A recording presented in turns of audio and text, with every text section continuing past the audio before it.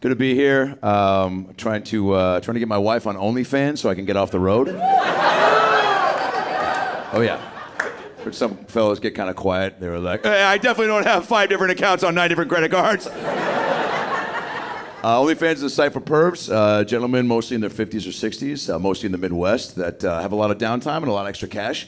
And a gal will post pics on her site, right? Real provocative, mostly probably nude, topless from the waist up, and their hands kind of seductively covering.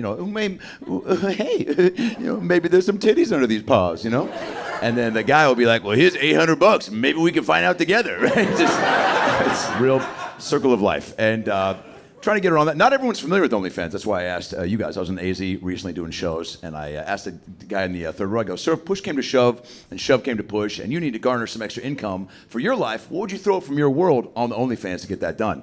And he took a beat and goes, "Man, probably my Dallas Cowboys jersey." And I was like, "Yeah, I don't think we're on the same page right now. It's not a site for sports memorabilia, sir. That's an adorable answer, but it is actually a site for pervs. Just to recap, you got to sex it up a little." He's like, "What if I pee on it?" I was like, "There we go. That's at least $600 right there. Supply and demand." Yeah. My wife rules though. She, it's so we laugh so much. I didn't realize how much, she was funny when we first met, but now we're just like on the same page, have really built a sweet rapport, and we just so loose with each other. We laugh so much that, I just like, man, I start thinking, I'm 43, I'm like, I hope we get to just laugh all the time, like till the end. I start thinking of like, I hope we get to notebook it up on the way out and just, go out together, because it sucks to think about not being with her. And I go, man, if something, God forbid, does happen to me, I think, man, I hope she's strong enough to like wake up with a purpose and have a reason to keep going with her day. Be strong. I think about that, like her being strong and having courage just to make the most of her life and just be strong, for lack of a better word. I hope she goes full Erica Kirk, to be honest with you. I hope she just smoking, right? Just fake sad for 3 days and throwing merch into the crowd at my funeral, right? Just, "Hey, who wants a hat? Who wants some sweatpants?" No, I'm really bummed out, I mean, dude, let yourself grieve, sweetheart. What are you doing? My mom threw away my Pokemon cards when I was 11. I still haven't forgiven that bitch. You know what I'm saying? Like, I love my mom so much. She's 76. God bless her. It was her and I for most of my life, and so I always keep tabs. She's addicted to pimple popper videos right now, and Sora AI videos, right? But she doesn't know that it's AI. Man, dude, you guys need to get ahead of your folks being fooled by AI. It's sad but hilarious. I want to stop her, but she'll watch these chiropractor videos. Have you seen these Sora? Sora is this AI app, and you type in anything, and it's like, fucking there it is, dude. You want to see Hitler getting disgruntled at a Burger King drive-thru? Boom, dude. And you type it, you're like Hitler wanting a different fucking burger, and all of a sudden it's just like a video of Hitler being like, "I didn't want the fuck." I don't do a Hitler, but you know what he sounds like, right? He wanted a different burger, right?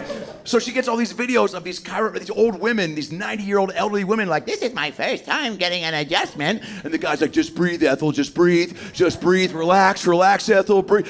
And they snaps her neck in half and throws her through the fucking drywall. My mom will watch 30 of those in a row and then send me a text like, "I'm never going to this place." Nobody is, Mom. It's not real. There's a lot going on. It's a wild time to be alive. It's so, actually, it feels like every probably 10 years, everyone's like, "Dude, life's crazy, dude, life." But this is pretty, it's wild. To where, like, I have a buddy who's like, "I miss COVID, man." "I miss the pandemic, dude. Way cooler, way more chill." Yeah.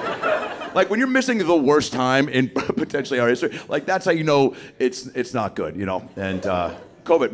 COVID was obviously shitty for so many reasons, but I didn't like how the big corporations were trying to get involved and like forcibly unify us. I don't know if you guys had so many emails blowing up your inbox every day. I was like, why do you need to chime in? Every day it was like, we're all in this together. It was like, yeah, thanks, Cheesecake Factory, right? You gotta stand up for what's right. Have each other's backs. That's what's up, Jamba Juice. That's the boost we needed. It's a hoax, just like the Holocaust. Well, agree to disagree, my pillow, but thanks for getting involved. RFK is a weird guy. RFK's, what are we doing? How do we let that slip through the cracks? The trans people are running out of peanut butter. What the fuck are you talking about, dude? What? That's what we gotta be focusing on? Dude, I don't follow a lot of politics, but I know I don't like that. Is that okay? Is it fair to say I don't want to hear a guy make decisions who sounds like he was molested by a drive-through window? Is that Every day it says, we did a study that found if you take Advil, your kid won't be gay anymore.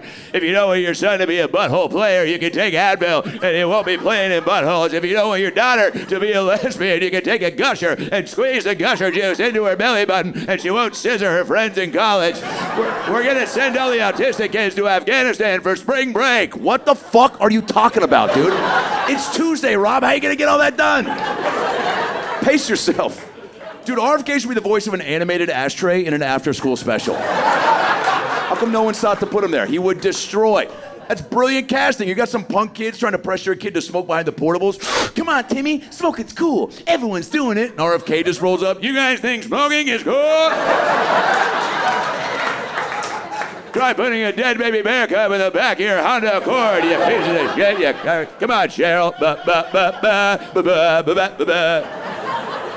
Dude, RFK, so what? He just went on Theo Vaughn's podcast, which was so funny, man. I've known Theo since we started. Kind dude, funny. Has a huge podcast called This Past Weekend, right? He's had on everybody from Arnold Schwarzenegger to Mark Norman to the Jimmy John's guy, and recently RFK Jr. And man, RFK, like I've mentioned, is a pretty zany guy. Theo, to me, the captain is silly. So anything RFK said, Theo just volleyed it right back. It was a pretty special app. At one point, RFK just goes, I'm not even afraid of germs anymore. I used to snort cocaine off of toilet seats. And Theo was like, yeah, man, where I'm from, we call that ring around the rosy, man. That's the fucking, yeah, man. That's the original circle of trust, man. Yeah, my principal was a ferret, man.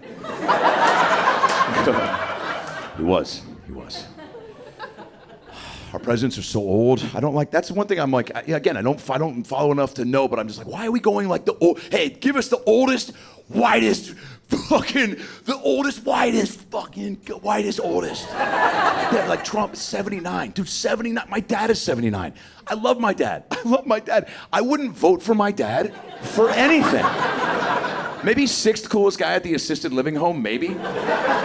I talked to my dad 3 days ago. He's in a home by himself. I try checking as much as I can. I go, Pops, you doing all right? He goes, man, last night was rough. I go, what happened? He goes, I accidentally took 80 milligrams of THC because someone told me it was CBD. I go, fuck, are you all right? He goes, I am now, but last night I got stuck trying to take my hoodie off for 4 hours. I thought I was going to die. I watched 39 episodes of Naked and Afraid, and I was buck naked in the lobby watching my favorite show. Trump Kamala was fun. Trump Biden was tough because it was just Joe, your mama's got fat, stinky tits. Everybody knows it. Joe was like, under my administration, we had the first black Little Mermaid. Come on. Who just shit my pants? But Trump Kamala came in swinging, right? Right away, she wanted to connect. She was like, millions of Americans cannot even afford to put food on the table. Yeah, I worked in a McDonald's. I'm only 57, but I worked there till I was 59. That's not even mathematically feasible, but I'm an American. I had a name tag and an apron. I smelled every fry before I put it in the bag for you fat motherfuckers. I was loving it before you were born, baby. Really tried to, I applaud the effort. She tried to really connect with the room. Not even 2 days later, Trump's like, she never worked there. She never worked there. It's very sad she said she worked there because we went to every McDonald's. They never heard of her.